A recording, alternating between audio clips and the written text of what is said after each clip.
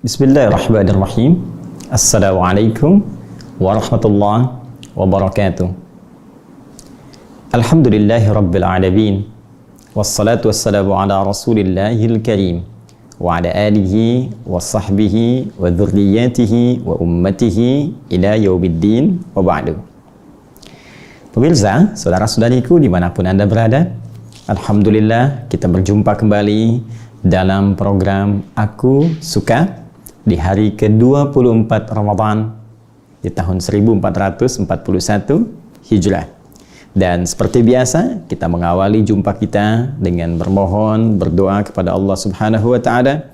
Semoga seluruh aktivitas ibadah kita dari hari pertama Ramadan sampai dengan hari ke-24 ini berkenan diterima oleh Allah Subhanahu wa Ta'ala dengan penerimaan terbaik. Pun demikian, kita juga bermohon kepada Allah, semoga Allah berkenan menghapuskan segala kesalahan-kesalahan kita dan mengampuni dosa-dosa yang pernah kita perbuat sejak kita balik sampai dengan detik di hari ke-24 di bulan Ramadan di tahun ini. Ada yang sangat menarik dari tautan janji Rasulullah SAW berdasar petunjuk Allah Subhanahu wa Ta'ala yang diberikan spesial terkait sandingan ini dengan amal ibadah yang ditunaikan di bulan Ramadan saja.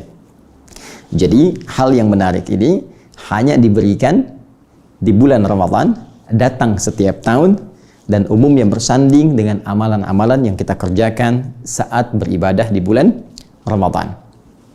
Hal istimewa ini nampak pada ampunan Allah Subhanahu wa Ta'ala, maghfirah dan rahmat yang Allah berikan kepada setiap hamba-hamba yang beriman. Bila kita perhatikan dengan seksama, teman-teman sekalian, kita bisa dapatkan bahwa beberapa ragam ibadah yang disebutkan oleh Rasulullah SAW dalam narasi hadis-hadis beliau, seperti qiyam salat di malam Ramadan, kemudian bahkan siam puasa di hari-hari Ramadan, bahkan fenomena malam Al-Qadar yang bila kita dapati dan beribadah di dalamnya sangat menarik, bahwa salat malam yang kita tunaikan di malam-malam Ramadan, puasa siam yang kita tunaikan di siang Ramadan, fajar sampai dengan ke maghrib, kemudian bahkan bila bertepatan ibadah kita dengan malam Al-Qadar, kesemuanya ini tidak lepas dengan sandingan maghfirah, ampunan yang Allah berikan kepada hamba-hambanya yang beriman. Kita telah sebutkan di awal-awal jumpa kita tentang hadis-hadis terkait dengan amalan ini semua. Man qama ramadhana imanan wa ihtisaban ghufira lahu ma taqaddama min dhanbi. Siapa yang mampu menunaikan qiyam khusus di malam-malam Ramadan, ditunaikan dengan penuh keikhlasan karena Allah, kekuatan imannya, ya, apa yang dia dapatkan? Ghufira lahu ma taqaddama min dhanbi. Dia akan mampu mendapatkan ampunan dari Allah Subhanahu wa Ta'ala dari dosa-dosa yang dulu pernah ia kerjakan sampai detik itu. Demikian pula dengan siam. Man shoma ramadhana, redaksi yang serupa, hanya berbeda qiyam dan siam. Man shoma ramadhana imanan wa ihtisaban ghufira lahu ma taqaddama min dhanbi. Siapa yang menunaikan puasa Ramadan dengan penuh keimanan karena Allah, ketulusan hati, mengoreksi diri pada saat itu, berpeluang diampuni dosa-dosanya dari sejak dulu sampai dengan detik dia puasa itu. Demikian dengan hadis terkait dengan malam Al-Qadar. Bahkan belum basah ya lisan kita mengkaji ini di pertemuan-pertemuan yang lalu. Nabi bersabda, man yaqum lailatal qadri, riwayat lain man qama lailatal qadri imanan wa ihtisaban ghufira lahu ma taqaddama min dhanbi. Siapa yang bangun di malam Ramadan bertepatan malam itu dengan Al-Qadar, ya, lalu dia bangun menunaikan salat, dia kerjakan karena Allah, tulus ikhlas mengoreksi dirinya, maka dia berpeluang diampuni seluruh dosa-dosa yang pernah dia kerjakan sampai detik dia menunaikan qiyam itu di malam Al-Qadar. Nah, jika tawaran ini dari mulai malam, siang sampai berjumpa dengan Al-Qadar selalu disandingkan ya dengan ampunan Allah Subhanahu wa taala ini menunjukkan bahwa ampunan ini begitu spesial. Ini menunjukkan bahwa rahmat Allah itu sangat mahal. Ya, jadi kalau Anda ingin mendapatkan rahmat ini, sampai rahmat dimaksud disandingkan dengan malam Al-Qadar. Ini pun kita buru karena belum tentu tahu di mana malam Al-Qadarnya. Ya. Atau skalanya kita turunkan sedikit untuk mendapatkan maghfirah Allah Subhanahu wa taala yang spesial sifatnya. Ya, saya katakan spesial karena ini disandingkan dengan amalan khusus tahun sekali, Ramadan saja. Baik qiyam ataupun siamnya. Di luar Ramadan pun ampunan Allah terbentang luas, tak pernah disekat oleh apapun kecuali dihijab oleh kematian. Wafat, selesai. Sebelum wafat ada peluang mendapatkan ampunan Allah Subhanahu wa taala. Hanya karena ini disebutkan, disandingkan dengan waktu yang spesial, amalan spesial, maka ampunan ini pun menjadi spesial bagi kita umat Islam karena langsung dibentangkan oleh Allah melalui lisan Rasulullah di waktu dan momentum yang sangat mulia. Nah, sekarang pertanyaannya, kita memiliki dua persoalan di sini. Satu, dari sekian salat yang telah kita tunaikan di malam Ramadan dan siam yang telah kita lakukan sampai hari ke-24 ini. Artinya kalau qiyam sudah 24 kali kita qiyam. Kalau siam ini pun hari ke-24, 24 kali kita menunaikan puasa. Malam Al-Qadar belum tahu kita dapatkan atau tidak. Wallahu a'lam. Kita ukur dengan dua saja dulu. Jadi kalau kita tiap malam minta ampun, Allahumma innaka afuwun tuhibbul afwa fa'fu anni. Siang kita juga mohon ampunan Allah Subhanahu wa taala. Sekarang sampai hari ke-24 ini, dari mana taunya kalau dosa kita sudah diampuni oleh Allah Subhanahu wa taala? Secara singkat, apa ukuran diraihnya ampunan Allah Subhanahu wa taala oleh setiap hamba? Ukurannya apa? Tandanya apa? Indikatornya apa? Ya, kalau secara singkat kan pemahamannya begini. Kita berusaha puasa, salah satunya supaya diampuni dosa kita. Selain mendapatkan pahala. Karena janjinya ada di situ. Kita qiyam malam, kita kerjakan dengan sifat tarawih itu. Salah satunya supaya diampuni dosa kita. Sekarang sudah hari ke-24. Tarawih sudah 24 kali. Siam sudah 24 kali. 24 hari kita kerjakan. 24 malam kita lakukan. Pertanyaannya, apakah selama sampai 24 ini? Apakah selama sampai 24 ini dosa kita sudah diampuni? Apa tandanya dosa kita diampuni Allah Subhanahu wa taala? Manfaat pembahasan ini akan menjadi penting untuk menentukan sisa 6 hari ke depan. Ya. Kita akan keluarkan ukuran dari Al-Qur'an, ukuran dari hadis-hadis Nabi sallallahu alaihi wasallam. Jika ukuran ini telah kita raih, maka kita pertahankan pola ibadah kita sampai 6 hari ke depan sehingga stabil ibadah kita sampai selesai Ramadan, dan stabilitas ini akan memberikan manfaat pasca Ramadan. Orang yang stabil ibadahnya saat Ramadan, maka itu akan memberikan pengaruh kepada dirinya. Dia akan memiliki, dalam hadis disebutkan junnah namanya, perisai yang menjaga dia dari perbuatan maksiat, ya, sampai dengan 11 bulan berikutnya sampai ketemu Ramadan lagi. Ya, dan mendapatkan dari Allah Subhanahu wa taala petunjuk disebut dengan hudan. Hudan ini salah satu maknanya diberikan kenikmatan untuk ibadah. Sehingga nanti pasca Ramadan akan ada perbedaan dengan sebelum Ramadan. Baik, sebaliknya, jika sampai hari ke-24 ini tanda dimaksud belum ada, ukuran ini belum tampak, ukuran ampunan dari Allah Subhanahu wa taala belum hadir, maka 6 hari ini kita maksimalkan, mumpung masih ada Ramadannya. Ya. Sebab kalau Ramadan sudah tuntas, belum tentu kita temukan orang yang semangat sholat malam lagi. Ya, karena belum tentu kita temukan, makanya orang yang bangun malam itu jadi sedikit, yang istighfar pun jadi minim. Ya, demikian pula yang puasa, apa bisa ditemukan puasa setiap hari selama sebulan? Belum tentu. Ya, paling kuat puasa Daud, sekarang puasa, besok tidak. Selanjutnya puasa, selanjutnya tidak. Atau Senin sampai dengan Kamisnya, itu pun tidak Selasa, Rabu, Kamis. Ya, Senin, Selasa tidak, Rabu tidak, baru Kamis. Dikenal dengan puasa Senin, Kamis. Atau Ayyamul Bid, menunggu pertengahan bulan. Ya, belum tentu kita mendapatkan anugerah seperti kita rasakan sekarang. Ya, karena itu dengan cepat teman-teman sekalian, apa ukuran bagi seseorang yang telah menerima ampunan dari Allah Subhanahu wa ta'ala? Kita ambil beberapa turunan dari ayat-ayat Al-Quran. Kita keluarkan dulu misal Quran surah ke-5 Al-Ma'idah ayat ke-39.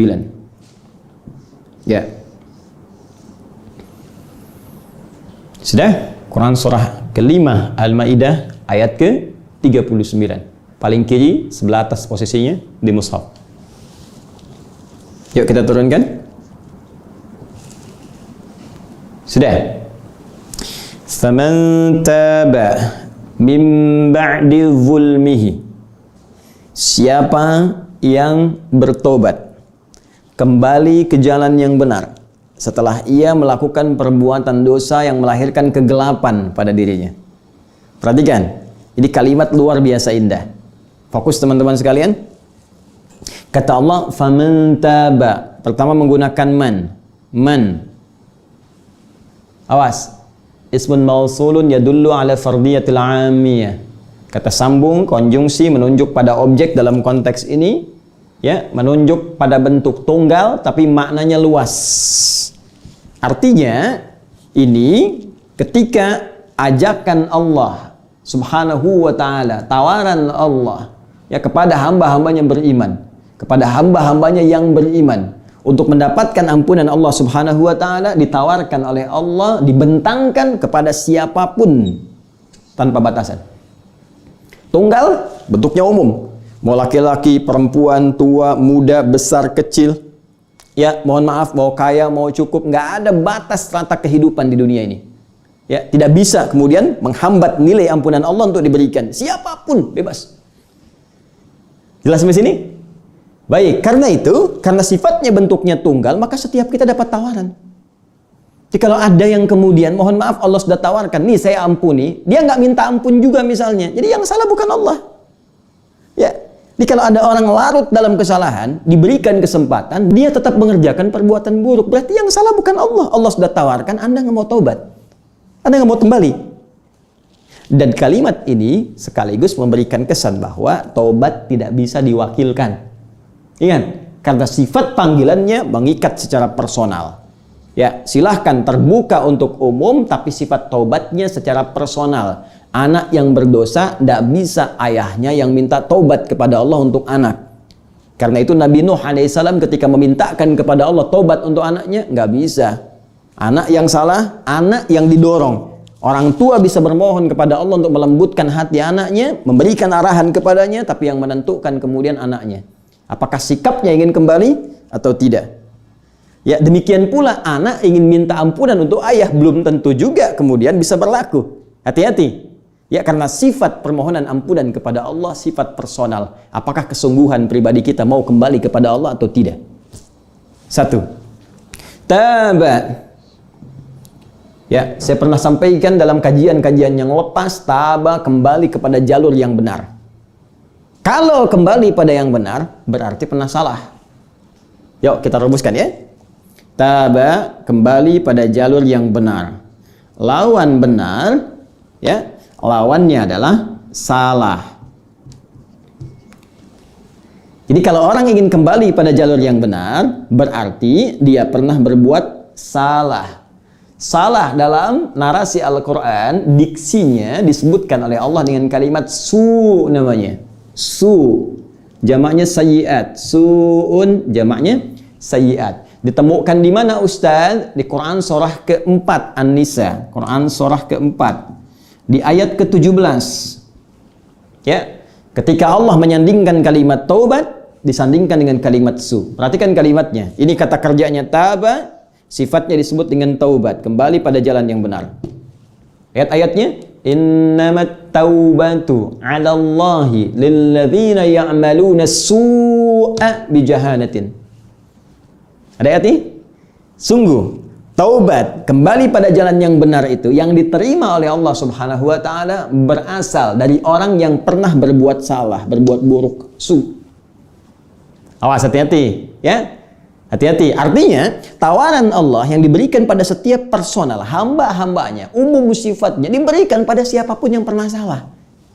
Sekarang saya tanya pada Anda, siapa di muka bumi ini yang tak pernah salah? Setiap kita pasti salah. Karena makhluk yang diciptakan tanpa salah itu cuma malaikat. Karena tugasnya tugas kebenaran saja.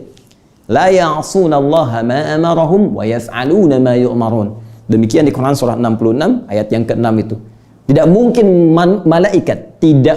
malaikat Ya, bermaksiat kepada Allah karena tupoksi mereka mengerjakan yang diperintahkan saja. Ada malaikat tasbih saja, tahmid, wa nahnu nusabbihu bihamdika wa nuqaddisu lak. Ya, di Quran surah ke-2 itu. Ayat ke berapa? Ayat ke-30 itu, teman-teman sekalian. Wa nahnu nusabbihu bihamdika wa nuqaddisu lak. Jelas? Kami hanya tasbih, hanya tahmid, takdis saja. Jadi nggak ada kerjaan yang lain. Ada yang bawa arasy saja. Ada yang nyabut nyawa saja. Ada yang nurunkan rizki dengan izin Allah. Jadi nggak ada peluang berbuat maksiat. Malaikat diciptakan dari cahaya dengan sumber takwa saja. Sementara manusia, selain ada jiwa takwanya, juga ada nafsunya. Awas, ini perbedaan dengan malaikat. Malaikat takwa saja, sedangkan manusia selain ada jiwa takwanya, ada nafsunya. Kalau kita perluas lagi, ada hewan. Hewan nafsu saja. Malaikat takwa saja. Manusia menggabungkan malaikat dan hewan. Ada takwanya, ada nafsunya. Dari mana taunya Ustadz kalau manusia punya potensi nafsu? Buka Quran surah ke-12. Quran surah 12 ayat ke-53. Ayat 53. Wa ma ubarri'u nafsi innan nafsa la ammaratum bisu. Nih su'nya muncul. Ya, kita nggak bisa menilai diri kita suci sepanjang kita masih manusia. Kenapa? Karena dalam diri manusia ada nafsu. Ya, nafsu. Dan nafsu itu cenderung memerintahkan kepada perbuatan salah. Nih korelasinya. Jadi kalau saya buat peta ke atas, ini manusia, ya kan? Manusia punya nafsu. Nafsu cenderung mengarahkan kepada yang salah. Salah disebut dengan Jadi, la ammaratun cenderung memerintahkan. Gelombang perintah dari nafsu kepada anggota tubuh kita. Nafsu memerintahkan ke mata untuk melotot. Nafsu memerintahkan ke lisan untuk mencela. Nafsu memerintahkan kepada tangan untuk memukul. Nafsu memerintahkan ke telinga untuk mendengar ghibah. Itu rambatan sinyal perintah dari nafsu kepada organ tubuh yang akan berbuat ini. Itu disebut fujur namanya. Fujur. Rambatan-rambatan keburukannya. Karena itu di Quran surah ke-91 Asy-Syams ayat 7 sampai 10 itu Allah berfirman, wa nafsi wa ma sawwaha fa alhamaha fujuraha wa taqwaha. Tergabung antara fujur dengan takwa. Karena ada potensi nafsu, maka cenderung manusia itu berbuat salah. Ustadz pun tak akan lepas dari kesalahan. Pasti. Ya. Sepanjang dia manusia. Makanya kalau ceramah ada yang keliru, ya wajar. Kenapa? Karena manusia. Maka Allah berikan kesempatan ada ustadz-ustadz lain untuk saling melengkapi. Di sini pentingnya para ustadz untuk bersinergi. Sebab kalau dicari kesalahan pasti akan ketemu. Karena manusia. Demikian juga dengan birokrat, diplomat, pejabat, rakyat. Semua dasarnya manusia pasti ada salah. Dan sebaik-baiknya hamba yang salah itu adalah hamba yang mau kembali kepada jalan yang benar. Ini poinnya. Dan ini yang membedakan manusia dengan setan. Ya, Adam manusia diberi oleh Allah isyarat kemanusiaan, pernah berbuat salah, diizinkan oleh Allah berbuat salah untuk menunjukkan kepada anak cucunya nanti sifat manusia bisa salah, caranya kembali. Ya, maka ketika Adam berbuat kesalahan itu dengan izin Allah diberikan jalan untuk kembali, jalan taubat tadi, untuk memberi petunjuk kepada kita anak cucunya yang bukan nabi karena kita bukan maksum. Setan salah, setan gak mau taubat. Ya, ketika setan berbuat angkuh, salah. Ditawarkan taubat, sombong, naik, ingin membuktikan kehebatannya lebih unggul dibandingkan manusia. Setan salah, setan nggak taubat. Manusia salah, sifat manusia taubat. Jadi kalau ada manusia hidup di bumi salah, nggak mau taubat juga, patut ditanya, dia manusia atau bukan? Itu poinnya. Nah, jadi Allahu Akbar, saya sering katakan jangan pernah menyimpulkan seseorang itu sempurna. Fala tuzakku anfusakum. Jangan pernah menilai diri suci. Karena pasti ada kekurangan dalam diri kita. Sebaik-baiknya hamba yang salah itu, dia kembali pada jalur yang benar. Ya, saya ulangi ke sini. Manusia punya nafsu. Nafsu memerintahkan pada yang buruk, salah. Ya, karena ada amarah, fujur. Perbuatan salahnya disebut dengan Ketika manusia berbuat salah pun, bahkan sepanjang hidupnya sebelum dia wafat, sebelum sampai ajalnya ke tenggorokan, saking mulianya Allah kepada kita, spesial. Selama 30 hari. Dalam 1 bulan. diberikan semua kesempatan siang, malam, waktu spesial. Siapa yang mau minta ampun? Siapa yang mau kembali? Siapa yang mau kembali? Siapa yang mau kembali? Langsung dipaksa. Karena kalau bukan Ramadan, ya nggak memaksa. Karena nggak dipaksa ini, sebagian orang tidak tergerak untuk mengerjakan itu. Tapi kalau Ramadan, dorongannya kuat. Puasa wajib, dipaksa puasa. Dengan puasa itu istighfar diampuni. Malam diberikan dorongan. Walaupun sifatnya sunnah, kita pengen ngerjakan. Istighfar diampuni. Paksaan ini muncul karena sayangnya Allah. Kamu lahir bersih, jangan sampai pulang kotor. Dipaksa untuk minta ampun supaya Allah keluarkan rahmat untuk mengampuni kita semua. Jadi kalau dengan kasih sayang Allah ini belum juga mampu kita kembali untuk taubat, dengan cara apa lagi Allah mengampuni dosa kita? Jadi memang benar apa yang Nabi katakan, semua umatku ke surga, kecuali yang nggak pengen, illa man aba. Jadi kalau ada orang yang nggak taubat, memang dianya nggak pengen. Ini yang bahaya. Nah sekarang, ini yang menarik. Kembali ke Quran surah ke-5 ayat 39. Faman taba, siapa yang kembali pada jalan yang benar. Ya kan? Min ba'di zulmihi, setelah dia dalam kezaliman, kegelapan. Ingat, ini isyarat indah dalam Al-Quran. Orang yang berbuat salah itu cenderung gelap, hidupnya gelap. Ya, kalau gelap itu kan cenderung ada pada ketakutan, takut ketahuan orang, sifatnya sembunyi. Ya, dari mulai takut diketahui, takut diawasi, takut nampak depan orang, pergaulan jadi terbatas, gelap hidupnya. Anda hidup di dunia itu untuk mendapatkan kesenangan, kenyamanan, keterangan. Kenapa memilih jalan yang gelap? Karena ini sudah fitrah. Orang yang menempuh jalur yang buruk, maka orang menyebutnya dia mengerjakan menempuh jalur kegelapan. Dia hidup di dunia gelap. Kan? Nah, ini sudah fitrah, bahasa Quran begitu. Zulmun, gelap. Dan itu konotasi negatif. Dan Allah memberi jalan pada kita untuk keluar dari kegelapan menuju cahaya. Minadh dhulumati ilan nur. Bagaimana caranya? Faman taba min ba'di zulmihi wa aslah. Ini kata kuncinya. Aslah. Aslaha. Aslaha. Dan berubah jadi lebih baik. Aslaha yuslihu. Orangnya disebut muslih. Akar kata utama dari kata aslaha itu salaha. Yasluhu. Orangnya disebut salih. Salih apa artinya? Baik menurut Allah. Kebaikan yang dibenarkan oleh Allah Subhanahu wa taala. Ya. Jadi ukuran kebaikannya bersumber dari Allah. Ada yang universal sifatnya. Maaf, jujur itu universal. Dermawan, ya kan? Baik, rendah hati, itu universal sifatnya. Baik muslim, baik non-muslim, bisa jujur, bisa rendah hati, bisa dermawan. Ada yang sifatnya spesifik, khusus bagi orang beriman saja. Ya, terkait dengan ibadah, sholat, benar. Zakat, benar. Baca Quran, ngamalkan Quran, benar. Ada yang sifatnya terkait dengan sosial, untuk orang beriman saja. Maaf, ada yang sifatnya bentuk larangan, jangan makan daging babi. Ya, jangan minum minuman keras. Jangan narkotika, jangan terlibat di mirasantika. Itu kebenaran yang dibenarkan oleh Allah. Artinya kalau ada orang jujur tapi masih minum, berarti belum taubat. Ada orang jujur masih makan makanan haram, belum taubat. Ada orang misalnya rendah hati tapi main judi, itu juga sama, belum benar. Yang dibenarkan kebenarannya oleh Allah disebut dengan solih. Akar katanya solaha. Kalau kita ingin berusaha berbuat lebih baik, lebih benar, yang diridhai oleh Allah Subhanahu wa taala, tambahkan hamzah di depannya.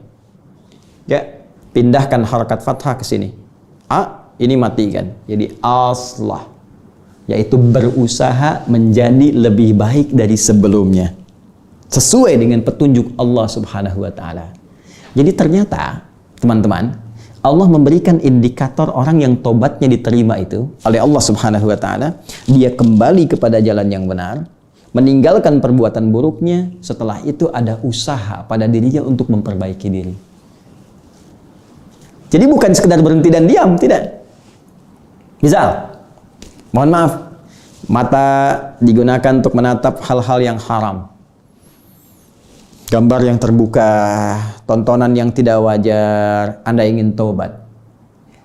Dari mana caranya? Dari mana tahunya kita bertobat? Kembali kepada Al-Quran. Lihat petunjuknya. Pertama, tinggalkan. Jauhkan perangkat-perangkat ini. Serius kita. Kalau mau ninggalkan, perangkatnya jauhkan. Kalau di handphone, uninstall. Ya, sekali lagi, kalau di handphone, uninstall programnya. Jauhkan. Hapus. Kalau di TV, jauhkan. Kalau majalah, buang, bakar. Ya, jauhkan. Dengan menjauhkan ini, dengan menghilangkan dari sekitaran kita, maka tidak ada peluang bagi setan untuk membawa kita kembali pada dunia gelap itu. Setelah itu apa? Aslah. Datangkan yang lebih baik yang bisa dilihat. Kalau di TV, channel-channel maksiat, hapus, hapus. Datangkan channel-channel kebaikan. Channel dakwah, bacaan Quran, ya. Informasi dunia yang memberikan manfaat kepada kita. Silahkan dunia lautan, dunia hewan, dunia astronomi, ya alam semesta misalnya. Belajar kita. Belajar tafsir, belajar hadis, kumpulkan yang bermanfaat. Kalau ada yang soleh, kenapa cari yang salah? Jelas. Karena itu mata dibawa untuk menatap yang baik-baik. Ini yang disebut dengan aslah. Demikian turunannya sampai ke telinga, sampai ke mulut, sampai dengan ke ujung kaki. Nah sekarang tugas kita sampai ke hari 24 ini. Sampai ke hari 24 kita berpijak di bumi dalam menjalani Ramadan ini. Seharusnya kita mengoreksi diri. Dari awal Ramadan sampai hari ini, dari tubuh kita dulu. Ujung kepala sampai ujung kaki. Apa perbuatan salah, yang pernah dikerjakan ujung kepala kita sampai dengan ujung kaki. Setelah itu kita taubati, lalu sekarang kita evaluasi. Apakah sudah ada aslah atau sifatnya islah atau belum? Yo, pelan-pelan. Cek dulu. Kalau bisa ada bukunya, mata saya. Apa kebiasaan buruknya? Ya, telinga saya, lisan saya, jemari saya, sampai ke ujung kaki. Cek satu-satu. Sampai hari ke-24 ini, lihat. Kalau belum sempurna, malam ini kita tangisi untuk mata dulu. Ya, kemudian kita berjanji kepada Allah, tinggalkan yang buruk-buruk, datangkan yang baik. Demikian pula selanjutnya, telinga, lisan, sampai ke ujung kaki. Yang paling menarik, ada cara, bahkan gambaran yang disampaikan oleh Al-Quran untuk praktek tentang koreksi diri ini. Masya Allah, Al-Quran itu luar biasa. Keterangannya ada, petunjuknya ada, contohnya ada. Caranya pun diberikan juga. Yuk kita lihat. Bacaan zikir yang langsung disebutkan oleh Allah Subhanahu wa taala dalam Al-Qur'an sebagai contoh dari amalan orang-orang soleh sebelum kita, khususnya dari kalangan para nabi. Saya ambil contoh misal. Cara koreksi diri tentang perbuatan zalim, ya. Zulmun itu kan gelap, perbuatannya disebut dengan orangnya zalim, perbuatannya zulmun, zalama yazlimu, zulmun, ya. Fokus ini Quran surah ke-7 Al-A'raf ayat 23. Masih ingat tadi ayatnya? Yang Quran surah 5 ayat 39? Faman taba min ba'di zulmihi. Siapa yang pengen jadi orang baik, jadi orang benar setelah dia berbuat zalim, zulmihi. Ya. Orangnya disebut zalim. Perbuatannya zalama, yazlimu, zalama. Kalau Anda ingin mengakui begini, ya Allah, saya berbuat zalim, maka Anda katakan, ya Allah, zalamtu. Ya, kalau Anda ingin memohon rahmat Allah, ya Allah, Engkau yang merawat saya, Engkau yang menghidupkan saya, Engkau yang mewafatkan saya, Engkau yang menyembuhkan saat sakit, ya Allah, segalanya bersumber darimu. Maka kalaupun saya salah, Engkau pasti akan mengampuni dosa saya. Anda sebut sifat Allah dengan rububiyahnya, perawatannya. Maka Anda katakan Rabbana. Karena itu dalam doa kita sering menyebutkan Rabbana. Rabbana, Rabbana, Rabbana. Rabbana atina fid dunya hasanah dan seterusnya. Maka kita katakan Rabbana. Rabbana. Untuk diri kita, Rabbi. Saya berbuat zalim, zalamtu. Ya. Zalama perbuatannya. Saya berbuat zalim, zalamtu. Baik. Tapi di rumah kan bukan sendirian. Kalau Anda anak, pasti ada ayah, ada ibu. Di mana ada anak ingin masuk surga sendirian, sementara ayah ibunya nggak ikut, pasti pengen bawa ayah ibunya. Kalau Anda orang tua, pasti pengen melibatkan anak-anaknya. Kalau Anda suami, pasti pengen istri juga ikut. Intinya, nggak mungkin kita masuk surga sendirian. Surga terlalu luas untuk kita sendiri. Ya, kita ingin ikutkan yang lain. Maka kalau kita ingin tarik suasana banyak itu ke dalam diri kita untuk bermohon kepada Allah, kita ganti kata gantinya dari tu menjadi na. Dhamirnya jadi na. Rabbana zalamna. Zalamna. Masya Allah. Perhatikan Nabi Adam alaihissalam, kakek moyang kita, betapa berfikir sayang pada setiap anak cucunya. Ketika beliau diberikan ujian oleh Allah Subhanahu wa taala, dilatih untuk memberikan petunjuk kepada anak cucunya. Kalau beliau kan nabi, nabi sifatnya maksum. Ketika turun ke dunia jadi nabi, ketika dicipta di akhirat diberikan ujian sebagai petunjuk kepada anak cucunya. Ini pekerjaanmu, ini larangannya, ini musuhnya. Ya, turun kamu ke muka bumi, berikan petunjuk kepada anak-anakmu. Ketika beliau diizinkan berbuat salah itu, kemudian turun ke muka bumi, ya, peristiwa terjadi di Quran surah kedua ayat 35 masuk ke surga untuk training sementara. 36, ya, godaan setannya ditampakkan, berbuat kesalahan. 37-nya diberikan kalimat taubat, fatalaqqa Adamu min rabbihi kalimatin fataba alaihi. Nah, kalimat taubat itu sesungguhnya hakikatnya untuk kita. Ya, karena Nabi Adam itu nabi, kembali kepada Allah minta pasti diampuni, sifatnya kemudian maksum, tapi kita kan bukan nabi. Karena itu peristiwa dari Nabi Adam itu diberikan petunjuk kepada anak cucunya supaya kalau salah nanti seperti ini cara istighfarnya. Seperti ini cara kembalinya. Ya. Bagaimana caranya? Saking sayangnya Adam alaihissalam, beliau tidak mengatakan. Padahal bisa beliau katakan begini, Rabbana zalamtu nafsi. Aku salah ya Allah. Istriku pun salah. Ya, tapi beliau melihat peluang, boleh jadi akan ada anak cucuku terjebak oleh setan. Karena anak cucuku pun ketika turun nanti dari keturunan Adam alaihissalam, setan sudah berjanji akan menggoda mereka tanpa kecuali. Maka Adam katakan, Rabbana zalamna anfusana. Ya Allah, ya Tuhan kami, Engkau yang merawat kami, menyayangi kami, menjanjikan surga kepada kami, menjanjikan kalau sakit disembuhkan, kalau salah dimaafkan, kalau dosa diampuni. Zalamna anfusana. Kami mengakui kami sering berbuat zalim. Kami banyak salahnya ya Allah. Ya, saya salah, ayah saya salah, ibu saya salah, istri saya salah, suami salah, anak-anak salah, teman-teman salah ya Allah. Karena itu ketika Anda menyebutkan kalimat zalamna, coba gambarkan siapa yang Anda kemudian ingin ikut sertakan. Apakah ayah Anda, ibunda, istri, anak-anak, ya, adik kakak kita, masukkan di situ. Zalamna anfusana. Ketika menyebut kalimat anfus, zalamna anfusana. Anfusana. Anfus jama dari kata nafas. Nafas itu kan diri kita, ini. Wakil dari tubuh kita. Nafas maknanya banyak sekali. Bernafas, nafas. Kumpulan tafujur dengan takwa, nafas. Diri ini pun seutuhnya nafas namanya dalam bahasa Arab. Ya. Karena itu, ini bagian pertama koreksi. Ketika Anda menyebutkan anfusana, cek mata, telinga, lisan, sampai ke ujung kaki. Apa dosanya? Apa salahnya? Maka bangun sebetulnya di setiap malam Ramadan. Kalau bisa Anda kasih kurikulum malam pertama, saya ingin selesaikan dosa dengan orang tua. Bayangkan salahnya apa. Minta ampun sama Allah. Kalau sudah wafat, doakan. Kalau masih hadir, minta maaf. Minta doa. Minta kepada Allah. Minta. Dan perbaiki. Setelah itu rubah sikap kita dengan cara yang lebih baik. Demi Allah saya katakan akan terjadi perubahan dalam hidup kita. Lalu kepada pasangan hidup, anak-anak, teman-teman, saudara-saudari kita, praktekkan ini. Dan yang paling dahsyat, kalimat ini langsung diturunkan oleh Al-Quran di surah ke-7 ayat 23. Paling kanan sebelah atas di mushaf. Rabbana zalamna anfusana wa illam taghfir lana wa tarhamna lanakunanna minal khasirin. Ya Allah, hanya Engkau yang mampu mengampuni dosa kami. Kalau enggak Engkau ampuni ya Allah. Kalau enggak Engkau ampuni, kami termasuk rugi. Kami akan menderita ya Allah.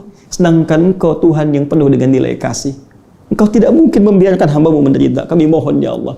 Kalau dengan permohonan ini belum juga diampuni, dengan cara apa lagi kami memohon kepada-Mu ya Rabb. Ya. Ini di antara cara-cara yang sangat menarik. Karena itu, teman-teman sekalian, saya Adi Hidayat, di penghujung kultum aku suka ini, saya ingin mengajak kepada diri saya pribadi dan kita semua. Pertama, mari kita koreksi diri kita masing-masing sebagai apapun kita. Apakah di keluarga anak, suami, istri, ayah, ibu, kakek, nenek, saudara, saudari, atau dalam konteks yang lebih luas, dengan passion kita, ustadzkah, pejabatkah, rakyatkah, pedagangkah, pengusahakah, lihat diri kita, koreksi, karena mustahil ada manusia yang sempurna. Jangan pernah mencela pelaku maksiat yang ingin bertobat. karena mereka lebih dicintai oleh Allah Subhanahu wa taala dibandingkan dengan orang soleh yang tidak pernah merasa salah. Karena itu, waktu terbaik bagi kita saat Ramadan ini untuk bermohon, gunakan zikir terbaik yang dicontohkan Al-Quran untuk merasakan keadaan diri kita dan kembali kepada Allah sebelum kematian menjemput kita. Ada satu lagi yang paling dahsyat, Al-Quran memberi isyarat dengan zikir-zikir tertentu. Setelah kembali kepada Allah itu, maka orang-orang yang bermohon kepada Allah dijamin langsung oleh Al-Quran seketika permohonannya akan dikabulkan, permintaannya akan diberikan. Bahkan nanti ada di antara mereka yang belum bermohon kepada Allah, sudah diturunkan jawaban sesuai dengan kebutuhan dunianya dan kebaikan akhiratnya. Siapa mereka dan seperti apa narasi Al-Quran menjelaskan itu?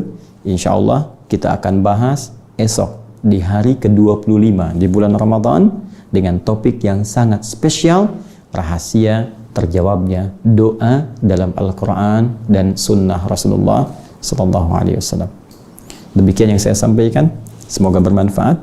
Selamat berbuka. Subhanakallahumma wa bihamdika, asyhadu an la ilaha illa anta, astaghfiruka wa atubu ilaik. Wa akhiru da'wana alhamdulillahi rabbil alamin. Assalamualaikum warahmatullahi wabarakatuh.